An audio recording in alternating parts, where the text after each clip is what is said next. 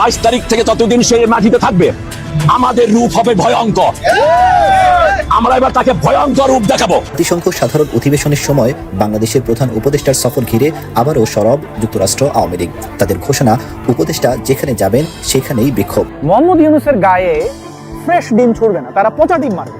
New ইয়র্কে ইউনুসকে ডিম মারার জন্য এই যে ডিমের যে ব্যাপারটা বলতেছিলাম, মানে ভালো ডিম রোদে শুকানো হচ্ছে, মাইক্রো ওভেনে দেওয়া হচ্ছে, দিয়ে পচানো হচ্ছে, ভেঙে একটু একটু ফাটিয়ে ওইটার মধ্যে মানে গন্ধ বের করা হচ্ছে। অর্থাৎ স্বাভাবিক ডিম যদি মারা হয় গন্ধ একটু কম থাকে, বাট ডিম যদি একবার পচে যায় ওইটার গন্ধ খুব বিশ্রী হয়, এবং সেই বিশ্রী গন্ধ ইউনুস গঙের গায়ে লাগানোর জন্য নিউ ইয়র্কে প্রবাসী আওয়ামী লীগ কর্মীরা ঘোষণা দিয়েছেন, কোন ইউনুস যেখানে যাবে সেখানেই প্রতিরোধ গড়ে তোলা হবে। Breaking news. প্রিয় দর্শক, কিছুক্ষণ পূর্বে ডক্টর মোহাম্মদ ইউনুস যুক্তরাষ্ট্রে পৌঁছেছে।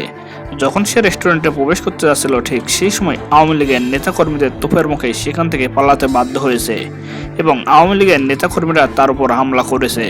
প্রিয় দর্শক, ইতিমধ্যে সেখানে একেবারে টান টান উত্তেজনা বিরাজ করছে। যুক্তরাষ্ট্রের পুলিশ এবং হাজার হাজার আওয়ামী লীগের নেতাকর্মীরা সেখানে জড়ো হয়েছে।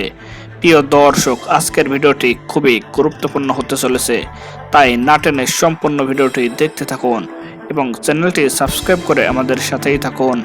21 সেপ্টেম্বর আজ আমাদের শান্তির মহাজন ডক্টর ইউনুস মার্কিন যুক্তরাষ্ট্রে জাতিসংঘের অধিবেশনে যোগদান করার লক্ষ্যে যাচ্ছেন। আমি ঠিক যেই মুহূর্তে ভিডিওটা রেকর্ড করতেছি তার ঠিক কয়েক মিনিট পূর্বে আমাকে ইউএস থেকে অনেকেই জানিয়েছে। আমাদের একটা কমিউনিটি আছে, আমাদের বন্ধু বান্ধব আছে অনেকেই যারা ইউএস থাকে, ওদের মাধ্যমে শুনতে পেলাম, এবং পরিবারের অনেকেই থাকেন, পাশাপাশি আত্মীয় স্বজন অনেকে আছেন, অনেকের মাধ্যমে শুনতে পেলাম তারা প্রত্যেকেই পচা ডিম সংগ্রহ করতেছে।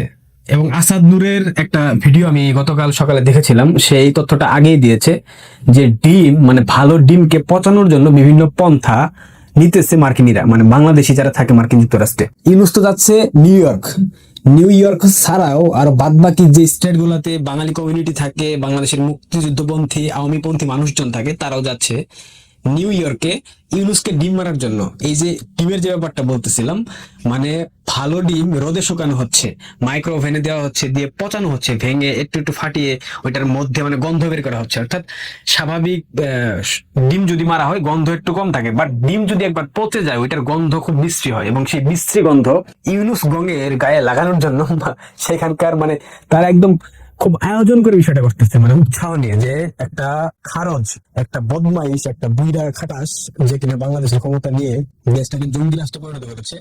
দেশে এখন কি হইতেছে, শুধুমাত্র জঙ্গি তৎপরতা ছাড়া আমার মনে হয় না কোনো স্বাভাবিক কিছু হচ্ছে বাংলাদেশে। ইউএস আর্মি এসে বসে আছে দখল করে দেশটা।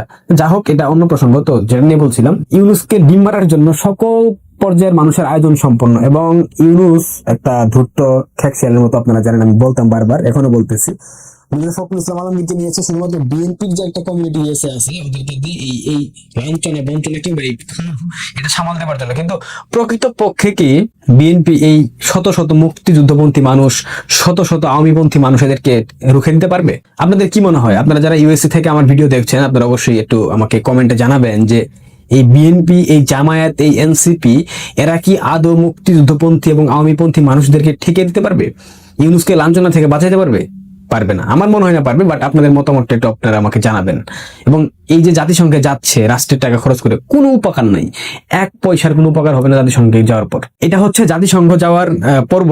এখন শান্তির কাকু, শান্তির রাজা ডক্টর ইউনুস বাংলাদেশ সেনাবাহিনী অর্থাৎ সেনাপ্রধানকে এক শর্ত দিয়েছে। কয়েকটা শর্তগুলো শোনার পর আমার হাসি পাচ্ছে, আমার বিশ্বাস হচ্ছে না, তবে একাধিক সূত্র মারফতে এগুলো আমি শুনলাম, এটা মার্কেটে অলরেডি চলে গেছে গুজব আকারে। প্রথম শর্ত, ইউনুসের বিরুদ্ধে নতুন কোনো মামলা দায়ের করা যাবে না।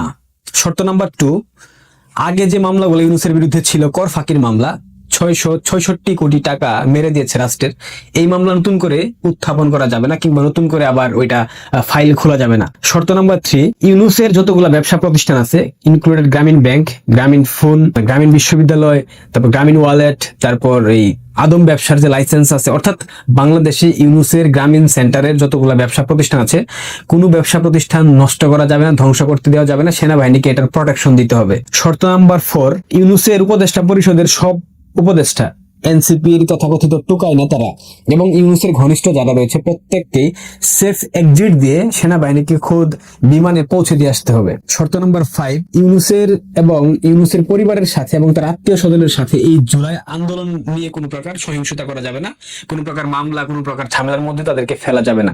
এই শর্তগুলো পড়ার পর আমার মনে হচ্ছিল সব যেন মামার বাড়ির আবদার। ইউনূসের দেশটা মামার বাড়ি, আর সেনাবাহিনী হচ্ছে ইউনূসের মামা, আর ইউনূস আবদার করতেছে মামার বাড়ির আবদার, আর বাংলাদেশের মানুষ সবাই মেনে নেবে ইউনূসের আবদার। মহাভারতের যুদ্ধের একটা প্রবাদ ছিল না, তোমারে বধিবে যে গোকুলে বাড়িছে সে। ইউনূস কত বড় খারজ, সে দেশ ধ্বংস করে ফেলেছে, দেশের মধ্যে একটা কি সৃষ্টি করে দিয়েছে। এরপরও সে প্রত্যাশা করে তাকে নাকি সেফ এক্সিট দিতে হবে, তার সবকিছু ঠিক রাখতে, তার সব ঠিক থাকবে, মাঝখানে যে দেশটাকে আপনি এই নোয়াখালীর ভাষায় বলতে হুনমারি ছাড়ে দিলেন, এটার বিচার হবে না? এটার বিচার কি হবে না? ইউনূসকে আপ্যায়নের জন্য মার্কিন যুক্তরাষ্ট্রের বাংলাদেশি প্রবাসী কমিউনিটি তারা একদম স্ট্রং হয়ে আছে, একদম সুসজ্জিত, এবং বিশ্বের বিভিন্ন প্রান্ত থেকে, বিশেষ করে ইউরোপ থেকে একাধিক মানুষজন ইউএসএ তে চলে গেছে অলরেডি, নিউ ইয়র্কে তারা অবস্থান করছে ইউনূসকে জুতাপেটা করার জন্য। এখন ইউনূসকে বিএনপির মির্জা ফখরুল ইসলাম আলমগীর তো ইউনূসের কি বলবো, এটা কি বলে, বডিগার্ড।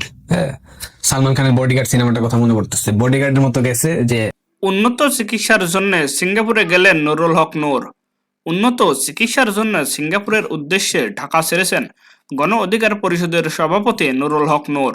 সোমবার 22শে সেপ্টেম্বর সকালে ঢাকার শাহজালাল আন্তর্জাতিক বিমানবন্দর থেকে বিমান বাংলাদেশের সিঙ্গাপুরগামী একটি ফ্লাইটে ঢাকা ছাড়েন তিনি। দলের মুখপাত্র ফারুক হাসান বলেন, নুরুল হক নূর দেশের বাইরে চিকিৎসা নিতে চাননি, দেশের চিকিৎসা ব্যবস্থায় আস্থা রেখেই চিকিৎসা নিয়েছেন। তবে মেডিকেল বোর্ড জানিয়েছেন তার উন্নত চিকিৎসার জন্য বিদেশে নেওয়ার বিকল্প নেই। তিনি আরও জানান, সিঙ্গাপুরের মাউন্ট এলিজাবেথ হাসপাতালে চিকিৎসা নেবেন ভিপি নূর, সময় লাগতে পারে 4 থেকে 6 সপ্তাহ। তিনি আরও বলেন, নূরের উপর হামলার দায় সরকার এড়াতে পারে না। এই ঘটনায় এখন পর্যন্ত কোনো ব্যবস্থা না নেওয়ায় ক্ষোভ প্রকাশ করেন তিনি। উল্লেখ্য, গত 29শে আগস্ট রাতে রাজধানীর বিজয়নগরের জাতীয় পার্টি চাপা ও গণ অধিকার পরিষদের নেতাকর্মীদের মধ্যে সংঘর্ষ হয়। আইনশৃঙ্খলা বাহিনী পরিস্থিতি নিয়ন্ত্রণে লাঠিচার্জ করলে গণ অধিকার পরিষদের সভাপতি নুরুল হক নূর, সাধারণ সম্পাদক রাশেদ খান সহ অন্তত 50 জন আহত হন। গুরুতর আহত অবস্থায় নূরকে প্রথমে ইসলামী ব্যাংক হাসপাতালে নেওয়া হয়। পরে চিকিৎসকদের পরামর্শে রাত 11টার দিকে তাকে স্থানান্তর করা হয় ঢাকা মেডিকেল কলেজ হাসপাতালে। সেখানে দীর্ঘ 18 দিন চিকিৎসা নিয়ে গত সপ্তাহে বাসায় যান ভিপি নূর।